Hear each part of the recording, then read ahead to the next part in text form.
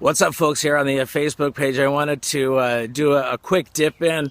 I've put up the first seven, let's see, how many pages? The first 11 pages of the 17th watch are now on my Patreon.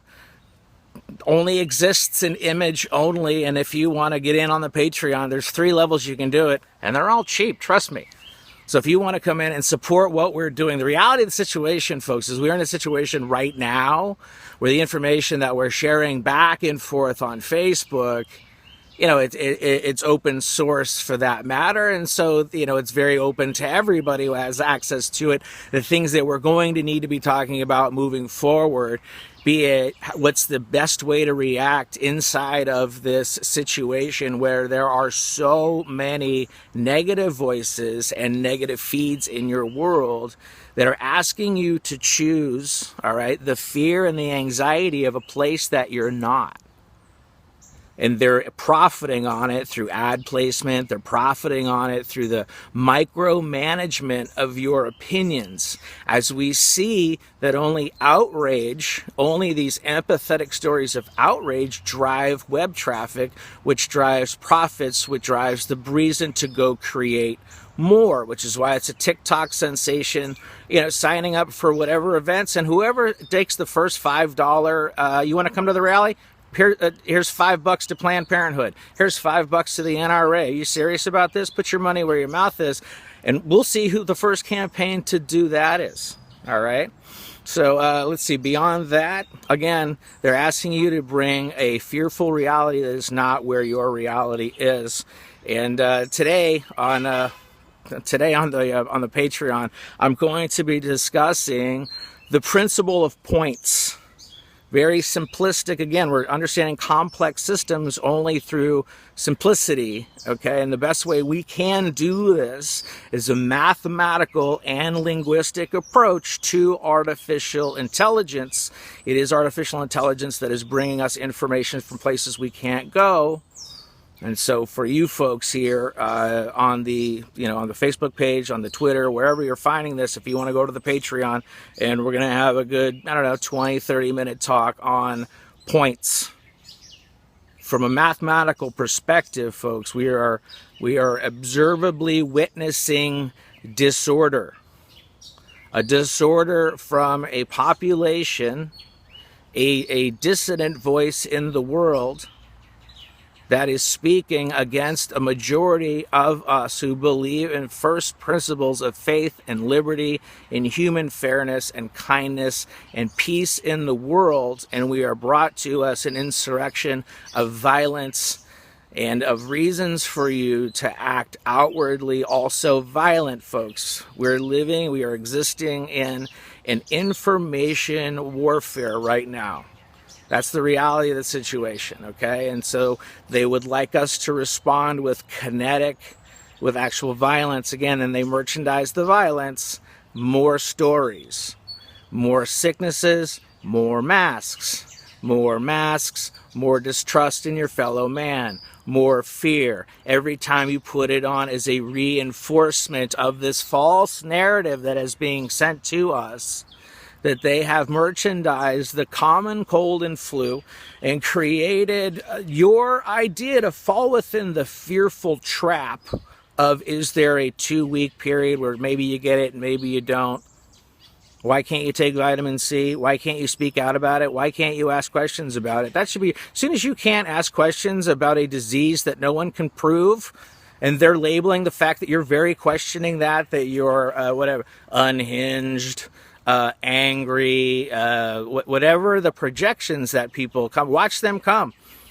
When you're here watching Fish On here on the Facebook page, and you watch the people, because what's happening is the Marxists are caught in their own net. In that net, all right, is a hole that they can escape from only if and when the mob turns inward and takes one of their own down. Will Yale lose its name ownership because of one day the guy did whatever the fuck? Maybe. Based on Alinsky's rules for radicals and having your enemy use its rule book against themselves, there's no reason that Yale should stand.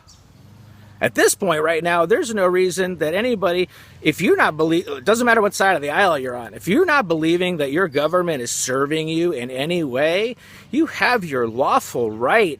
You have your moral right. If you believe that your tax dollars are being sent to kill innocent babies so their body parts can be trafficked around the world, and your tax money is going to fund that operation, and you have more than ample proof that it's happening, folks, it's within your moral right. In the same way you could ignore one side of the aisle, or you could ignore a proclamation that is not a law, folks. You could ignore the inefficiency. Why is anyone choosing to pay taxes? That's a question that I would love Donald Trump. Sell me on why we should be paying our taxes. Give me a great reason. Give the American public a reason what the government is doing for them. How about that? It's a simple question. What is the government doing for us that is visible and known and provable that should have us go along with the rule book of the IRS if that money is going to work actively against our very liberty, to work actively against the very states and the cities and the municipalities in the country that we live in? That this money is being co-opted by domestic and foreign terror funding to sell media, to put viral TikToks in front of you and call that a reality. I hear a guy mowing his lawn. I hear the fucking birds chirping. That's what's happening in this reality.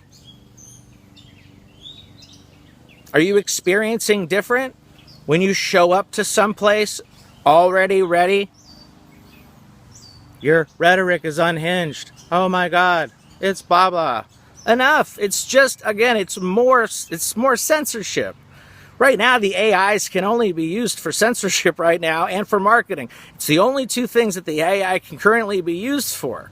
And it's profiting because it's working. That's the simple fact of the matter. So if you're a person that's engaging in this censorship, and you're disguising it as protest, or you're disguising it as a virtue to take somebody's voice from them, what are you really behind? You people who try to cancel Rogan and Diaz and anybody else who's just not playing this fucking game. And it's a game. And we're going to start treating it like a game. Because there are a ton of absurd things happening inside of your world that your rule book needs to be put to, that you need to do your own policing on within your community. And there should be people being expelled through the net until the last one is there. And they're not going to be able to cancel themselves. And they're going to be the last one remaining and the richest in the net. And by the leftist rule books, they would have to eat themselves. And that's what they're asking you to do now, to angrily engage with your social media. Instead of finding the social media that's uplifting, the social media that's just absolutely patentably absurd. You're walking into a grocery store and eating food and putting it down, and then going on and doing another one and going on and doing another one. It's hilarious. Oh, do you think they were wearing masks? No, of course they weren't. Look at the media that's now being put out. Oh, well, if they would have had masks on, they wouldn't have been able to eat this fruit inside of the, whatever the fuck. So see the joke for what it is, all right? Here's the thing. They have chosen from day one outrage. They're mad. They are on red line on 11, and they can't get any more out of the engine unless you give them your engine to run for them. And then they rev up your anger, when in reality we should see it for the sad fact that it is. That we're facing an election that it doesn't matter who wins, we'll never be able to trust the results. We have a government that has absolutely failed us. And I would love to see the pitch on why people should be paying attention to the rules of the IRS, since that money is provably going to places that are morally against what we believe. You listen to Presentation Ministries, you listen to Father Al, that's a dude, he make no money as a priest. He's like, I'm not paying my income taxes, and they took his priest salary, and he just lived on what God gave him, which was always everything he needed. And it'll happen for you with faith and love and the first principles, folks. Freedom of speech, Second Amendment right to defend yourself. God bless America.